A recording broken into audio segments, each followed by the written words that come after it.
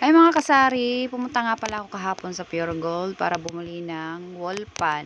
Kasi nasira na yung wall pan namin dito sa kwarto.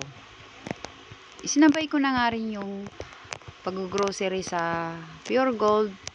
Total, wala na rin naman ako ng ibang kailangan dito sa tindahan. Nagkakalaga lang siya ng 2.6 ay 2.7, naka-discount ako ng 100 plus. Hindi ko po kasama dyan yung wall pan na binili ko sa halagang 2.7. So, nabili nga pala ako ng konting chicherya kasi pandagdag lang sa mga nawala at konting mga wala sa tindahan, mga mantika, yan.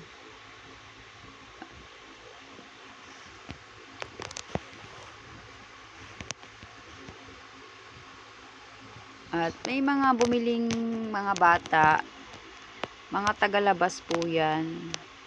Dito sila minsan nabili ng chicherya kasi medyo mura daw yung chicherya ko kaysa dun sa labas.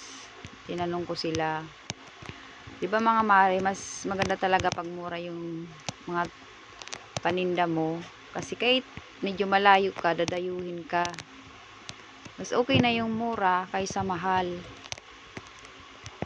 para madaling mapaubos kaysa nga malaki yung tubo mo, kung matagal naman maubos, so matitinggal lang yung paninda mo, di ba mga mare?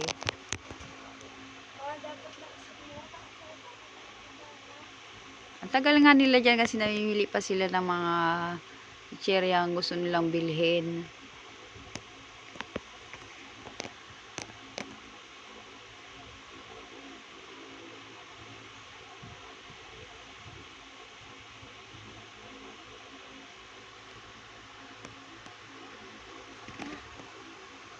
Ah, Dapat sa kasal malayo. Ano maya na. maya na, paano yung gagana? Paano dapat energetic ka kasi hindi palagi.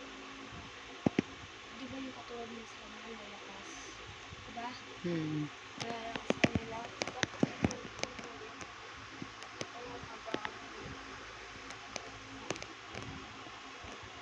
So ito na nga mga mare, i-haul ko sa inyo yung mga napamili ko.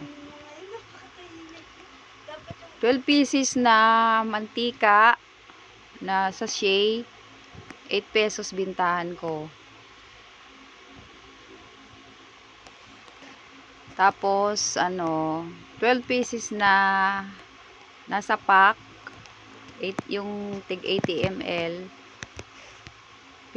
nasa 11.45 yata yung puhunan sa Pure Gold.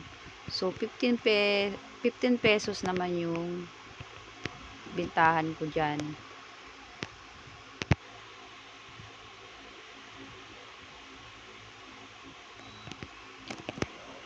Ayan nga, binibilang ko pa kung ilan. Tapos, yung tigbuting mantika, 10 piraso lang nabili ko.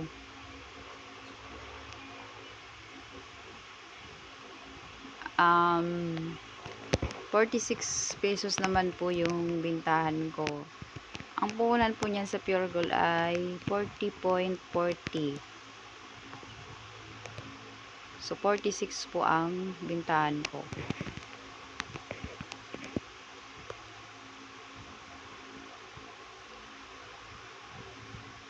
Saka isang pack ng Magic Sarap. Saka 4 na pansit canton na sweet spicy. Nasa lupa yata yung 2 piraso. Isang pack na bitchin, 5 pesos bintahan ko. 3 pirasong pansit canton na original, 16 pesos bintahan ko. Saka yung flour na refresh yung tatak. Try ko pong magbenta niyan. Kasi yung nire-repack ko na binibili ko sa palengke, nagkakaroon ng mga parang patawag dun? Yung gumagalaw, yung parang mga itim-itim na insekto. Nabubulok. Yan, Kaya yan muna ang bibinta ko. Tsaka yung 10 pirasong pansit canton na chili mansi, yan pinakamabinta sa akin. Kaya 10 piraso na yung binili ko. Tsaka ayan pala yung ano, yung sweet spicy, yung dalawang na kuha ko. Tsaka yung isang pack ng ketchup na malaki, 27 bintahan ko dyan. Tsaka dalawang 12 pieces na chicken cube, 10% discount din yan. Tsaka yung 4 cubes, 12 pieces, 8 pesos bintahan ko. At dalawang ketchup na maliit, 13 pesos bintahan ko. Tsaka yung oyster sauce na mamasitas, yung tig 60 grams, dalawang piraso, 17 pesos bintahan ko. Tsaka yung sunod sa malaki na 80 grams, 27 bintahan ko. Tsaka yung dalawang ano lang na sinigang sa sampalok, dalawang piraso lang kasi bihira lang may bumili niyan. Ay, tatlo pala. Tatlong piraso. So, 18 bintahan ko niyan. Tapos, isang pack ng margarine. Isa lang binili ko kasi baka may maghanap. Maibinta ko.